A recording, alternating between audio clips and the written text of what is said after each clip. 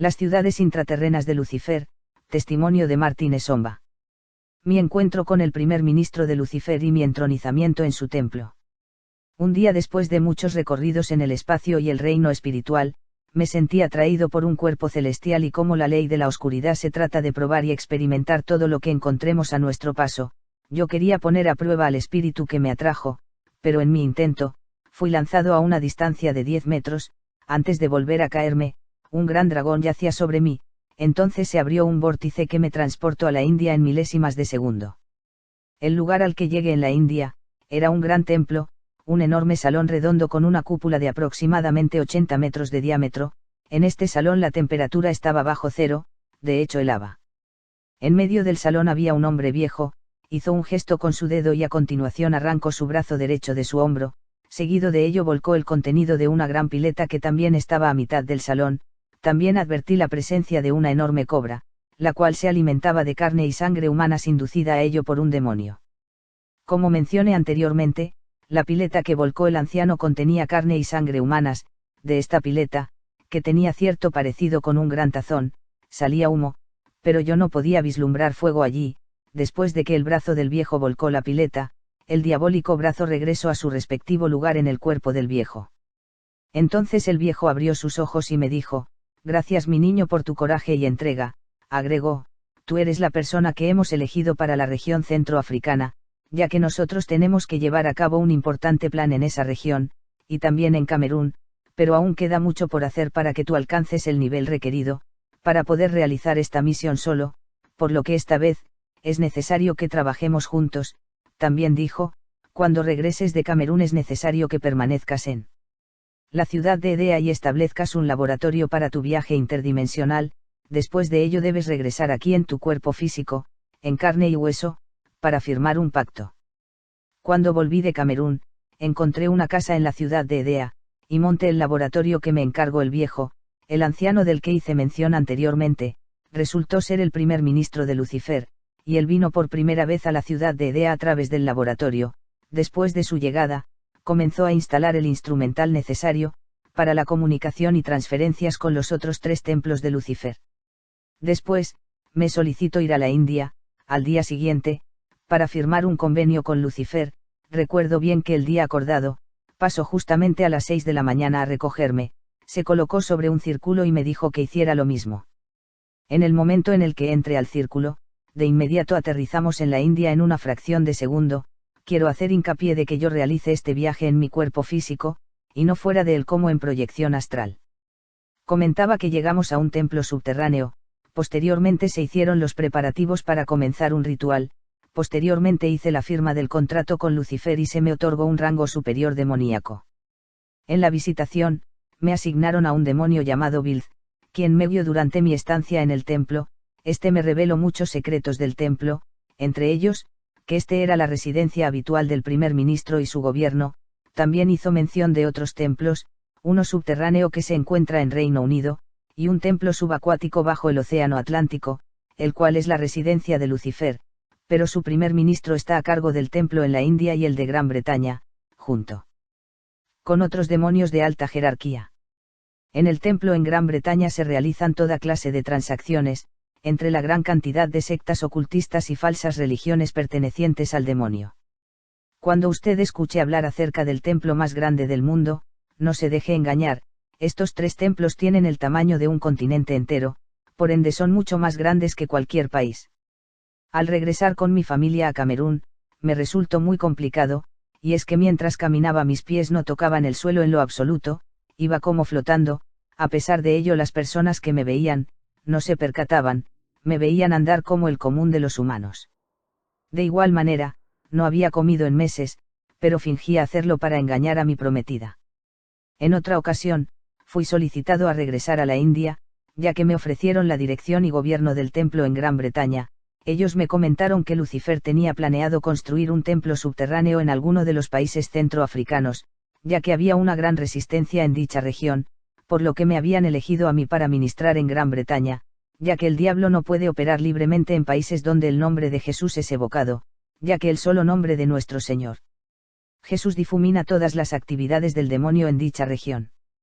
Yo tenía que viajar a la Gran Bretaña al día siguiente, por medios mágicos para asistir a la ceremonia de mi entronización, y suceder a mi maestro en la dirección y gobierno del templo de aquella región. Antes de mi llegada, mi maestro envió al demonio Bilz a mi laboratorio, ya que él era mi guía. Este demonio conoce a la perfección el reino de la oscuridad, porque él sirvió anteriormente en el templo submarino de Lucifer. Bilz es un demonio con un terrible poder, él tenía quemada una parte de su cuerpo celestial, él se especializa en temblores, terremotos y destrucción en masa. Durante mi recorrido al templo subterráneo de Gran Bretaña, junto a Bilz, donde se iba a llevar a cabo mi entronizamiento, como gobernante, pude percatarme de que es en este templo, que los demonios operan y gobiernan a las sectas ocultistas y religiones falsas. También es allí donde las personas venden sus almas, se entregan a las sectas y al ocultismo y donde son ejecutadas.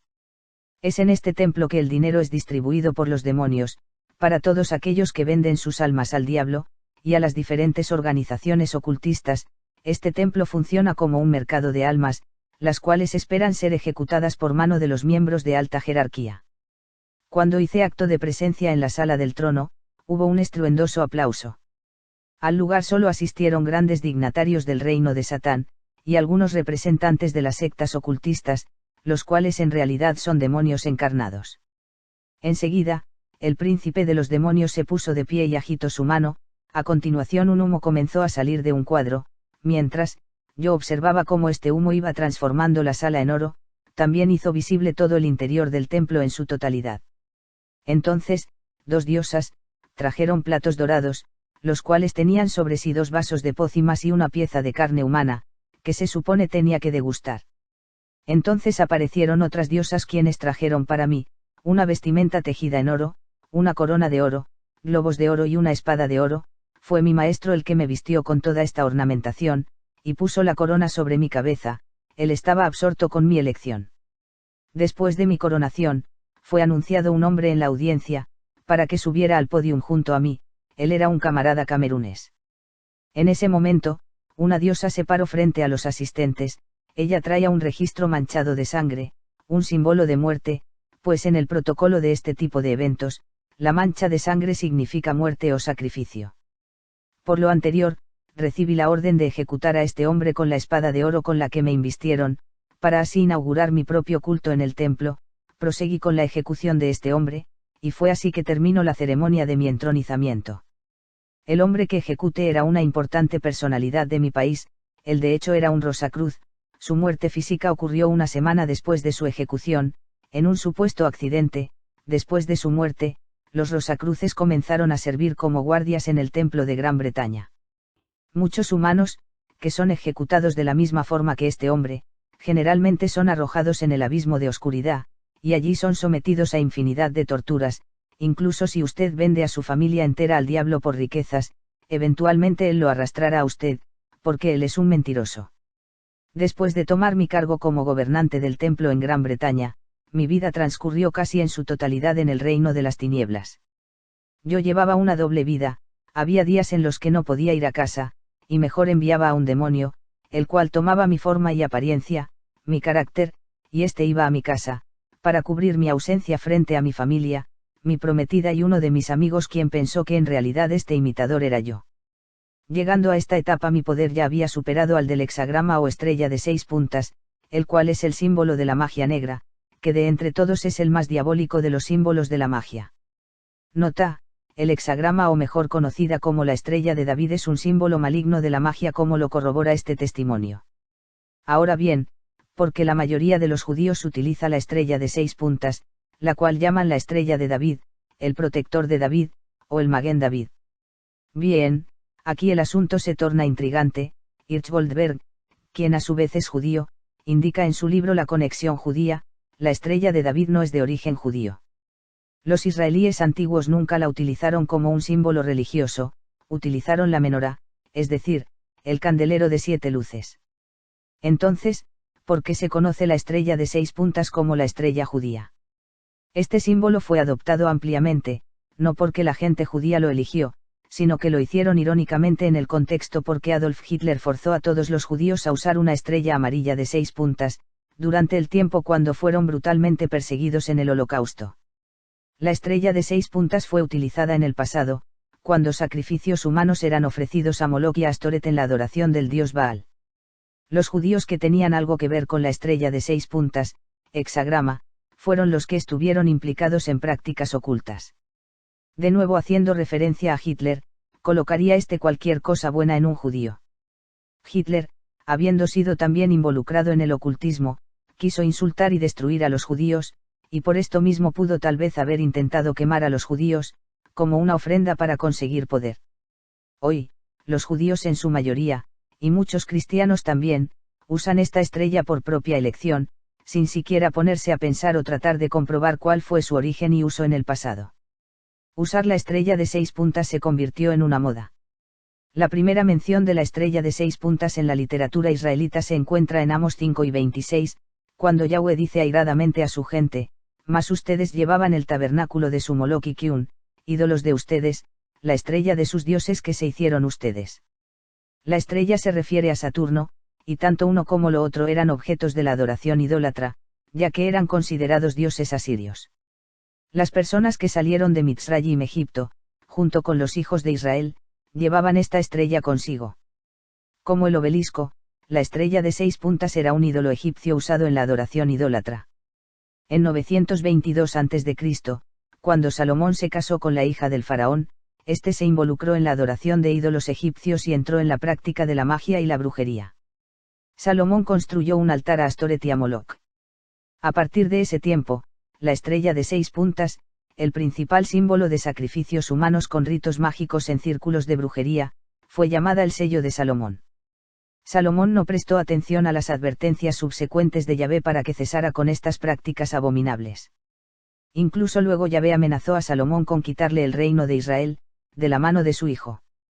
Y de hecho, el cisma ocurrió después de la muerte de Salomón. La idolatría de Salomón causó, precisamente, que el reino de Israel se dividiera en dos. Las prácticas que este rey introdujo a los hijos de Israel hicieron que más tarde la casa de Israel tuviera que ir al exilio en el Cáucaso, y que la casa de Yehuda tuviera que entrar en el cautiverio babilónico. Fue Josías quien más tarde destruyó este altar prohibido, Segunda de Reyes capítulo 23. Después de que usted haya leído este relato en Primera de Reyes, vaya a Ezequiel 28. Qué tela bien tramada fue tejida para engañar, cuando Salomón llevaba a cabo estas prácticas ocultas. El rey Salomón dejó muchos artículos que comprueban su idolatría, tales como el espejo del rey Salomón, el peine del rey Salomón y la estrella de 6 puntas, que se conocía como el sello de Salomón en la brujería y el mundo ocultista.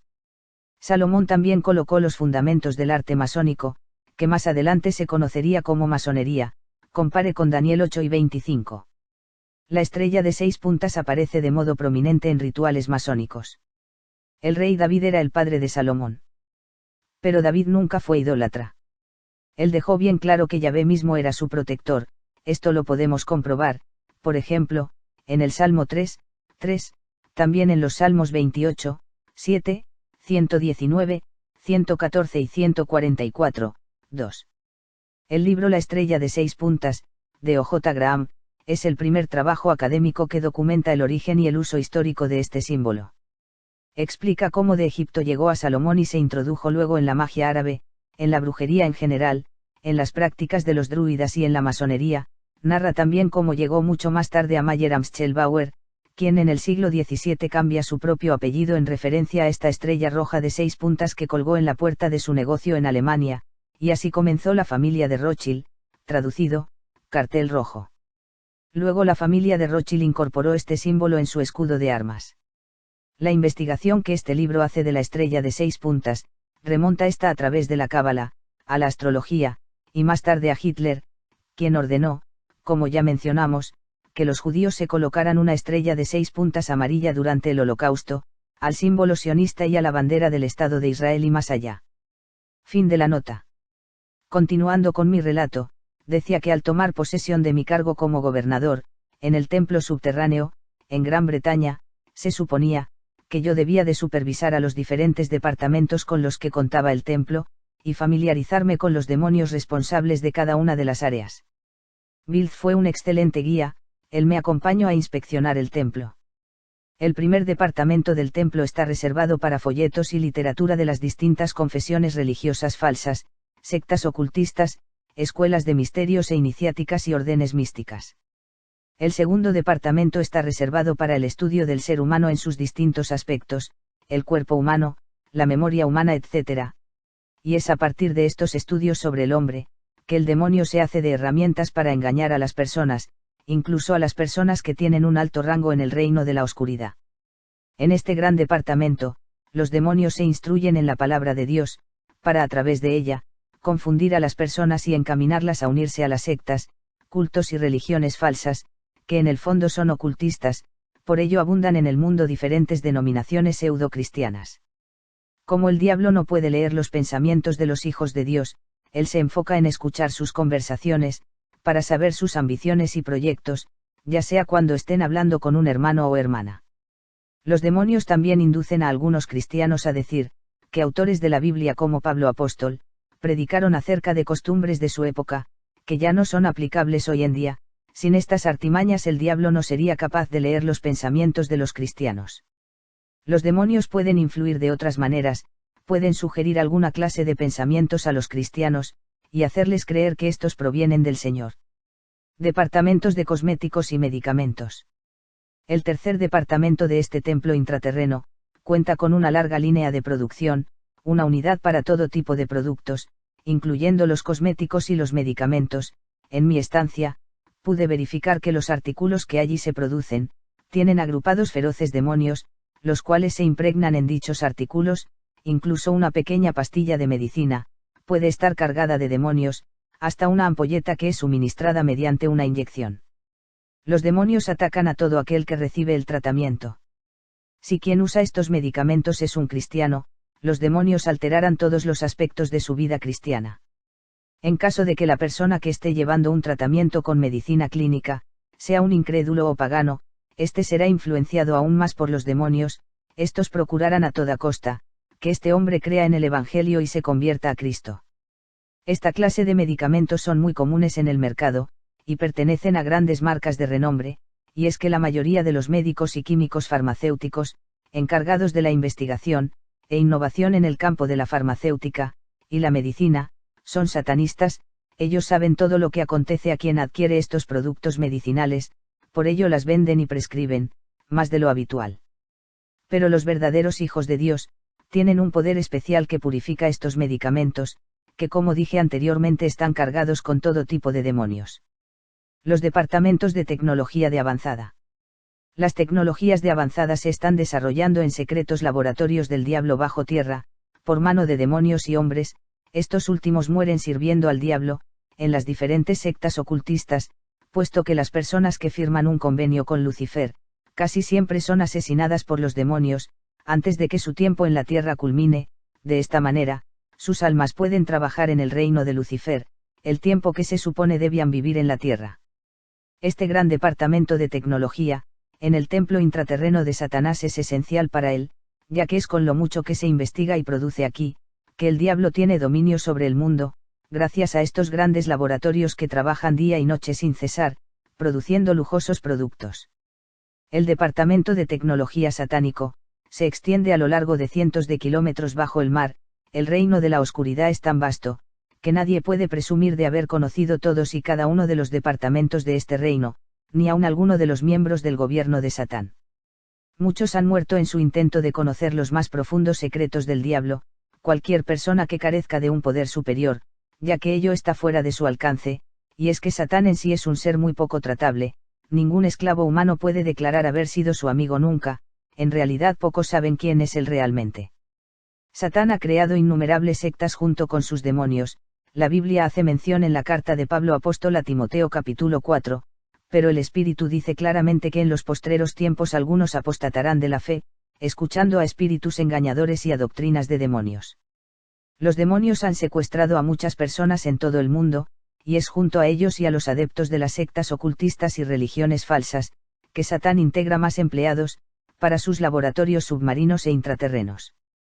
Las investigaciones se realizan de noche y de día en dichos laboratorios, para producir modelos de cualquier tipo de aparatos, maquinarias, electrónicos, carros, aeroplanos, barcos, armas y todo tipo de innovaciones tecnológico-científicas. Durante mi visita a los departamentos de alta tecnología, en los laboratorios subterráneos, quedé muy sorprendido, ya que el demonio encargado de esta sección, me mostró un equipamiento electrónico de espionaje de alta eficiencia.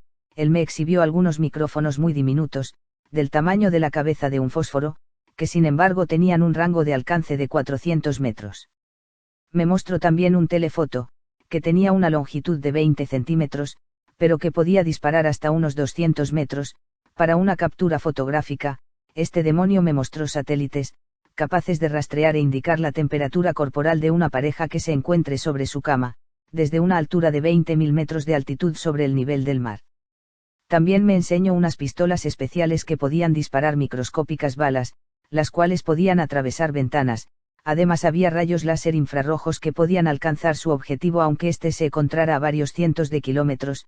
Los mismos podían provocar terremotos, sismos y hasta desastres naturales. Asimismo pude ver otra clase de tecnologías, pero no me es posible describirlas con palabras, pero estaban siendo utilizadas para lavado de cerebro, y es que hay demonios especiales que usan los cerebros de varios científicos del mundo, ya que el demonio quiere el control total. Hay muchas otras cosas que decir acerca del cine, la televisión y los mensajes subliminales. La Biblia nos dice que el mundo entero está bajo el maligno. En la primera carta del apóstol Juan en el capítulo 5, sabemos que somos de Dios, y el mundo entero está bajo el maligno. Te puedo asegurar que todo lo que has oído acerca de armas para la reducción de la población, es sumamente risible en comparación con lo que de verdad tienen en estos laboratorios. El demonio está trabajando para acelerar los conflictos armados. En este templo hay departamentos a los cuales nunca nadie ha entrado, claro está solo el demonio mismo, ni aun su primer ministro, el cual como muchos en su reino le siguen, porque viven bajo sus engaños. La Biblia dice que el diablo es padre de mentira. Perfumería, joyería y ropa. El demonio sabe que al hombre le fascina el lujo, y es justamente esta la razón del por qué en los laboratorios intraterrenos y subacuáticos ellos están produciendo este tipo de artículos en masa, tales como joyería, perfumería, ropa y todo tipo de artículos de lujo. Los humanos son influenciados por los demonios adheridos a estos productos. En los centros comerciales en el mundo, sean estos propiedad de satanistas o no, ocurre una estrategia habitual, llevada a cabo por los demonios, la cual consiste en reemplazar los artículos originales por un símil idéntico. Este último claro proviene de los laboratorios satánicos. Los artículos que son intercambiados tienen adheridos feroces demonios. El reemplazo de estos se puede hacer incluso en presencia de los clientes, quienes no se dan cuenta de que la ropa que están comprando, fue diseñada en los laboratorios demoníacos. En las perfumerías, los demonios reemplazan los perfumes y fragancias con contrabando diseñado en alguna de sus unidades de producción. Ellos renuevan las lociones y perfumes, y los reemplazan con contrabando satánico que tiene las mismas etiquetas. El objetivo de esta operación, es hechizar al mundo entero, de modo que ellos puedan influenciar a las personas, y mantenerlas en la incredulidad e idolatría, lejos de Dios. El demonio está preparando otros terribles planes, para luchar en futuras batallas contra los cristianos y contra todas las naciones que no haya conseguido tener bajo su control. Un plan de batalla fue impuesto a los líderes de sectas, los cuales, como mencioné, son demonios superiores en forma humana, dirigentes de las sectas ocultistas y falsas religiones, y este plan de batalla tiene como primer objetivo establecer una religión mundial satánica. Lo quiera o no, cada hombre en la tierra deberá de unirse a estas sectas, falsas religiones, órdenes místicas, escuelas iniciáticas y corrientes exotéricas y esotéricas, las cuales serán brazos de esta satánica religión mundial. Cada líder de secta y líder ocultista deberá influenciar a los dirigentes y líderes políticos, reyes o presidentes de cualquier forma de gobierno, y así someterlos junto con sus gobiernos al Maestro Supremo Satán. Los líderes de sectas o religiones falsas, quienes solo pueden ser demonios de alta jerarquía encarnados en la tierra, deberán cumplir esta misión, sometiendo a los ejércitos del mundo, bajo la voluntad de Satán, con el fin de derrocar a cualquier presidente o líder que se les oponga. La opinión y convicciones de los que ocuparan los cargos de dirigentes y reyes alrededor del mundo, necesariamente tendrán que seguir los principios y ordenanzas de Lucifer, por lo que es necesario que todos aquellos políticos que acepten, sean recompensados con lujos y riquezas. De esta forma el diablo seguirá cumpliendo sus objetivos. El diablo causa crisis económicas para manipular a las personas y llevar a cabo sus oscuras intenciones. En un futuro, todos aquellos que no se sometan a sus políticas y requerimientos serán encarcelados. El diablo planea extraer todas las monedas de curso legal y apoderarse de la economía de los países, y solo dejar a una parte del mercado habilitada para sus seguidores. Aquellos estados que no se sometan al control del maligno, carecerán de recursos financieros, entonces estos estados y naciones se verán obligados a buscar un financiamiento. Será en ese momento que el demonio enviará a esos financiadores y donadores, para rescatar a esas naciones y así lograr su control. El demonio quiere causar crisis económicas y recesiones con claros objetivos, por ejemplo que las personas afectadas por estas crisis ya no puedan tolerar más a sus gobernantes en el poder. Estos pueblos serán atormentados con dificultades de todo tipo, por pobreza y hambre, entonces se verá reflejada la impotencia e incompetencia de sus gobernantes y líderes, por ello la gente será llevada a derrocar a sus gobernantes, y a tener la falsa esperanza de que un gobierno mundial centralizado, será la solución a todos los problemas, por lo cual solicitarán la instauración de ese nuevo orden mundial, dirigido por un líder supremo. Todo esto será incitado por Satán. Nota: tenga en cuenta que quien no conoce su historia, está condenado a repetirla. El demonio ya se había hecho de estos medios y aplicó las mismas tácticas anteriormente, incluso muchas de las instituciones que actualmente nos rigen son producto de sus planes, siguiendo el hilo conductor que nos lleve a la creación de la Liga de Naciones y Sociedad de Naciones, organizaciones antecesoras de la actual Organización de las Naciones Unidas, mismas que surgieron derivadas de acuerdos de paz, de conflagraciones regionales y mundiales, en la Primera y Segunda Guerra Mundial, respectivamente. Recordemos solo el fatídico episodio de la unificación de naciones y liberación de colonias, por líderes masones, que a lo largo del siglo XIX y antes, llevaron a cabo un sinfín de conflictos armados en pos de ideales humanistas, disminuyendo la influencia del Evangelio en el mundo occidental. Igualmente fueron las crisis económicas y políticas las que trajeron el ascenso al poder de grupos políticos radicales en Europa, como los socialistas, comunistas, anarquistas y fascistas, entre los que apareció un líder carismático inmiscuido en el ocultismo, como lo fue Adolf Hitler, o como el jesuita Joseph Stalin, quienes tenían una agenda, que en definitiva fue redactada por agentes del demonio. Es importante tener esto en cuenta, para ser conscientes de que esto se está llevando a cabo en nuestras narices.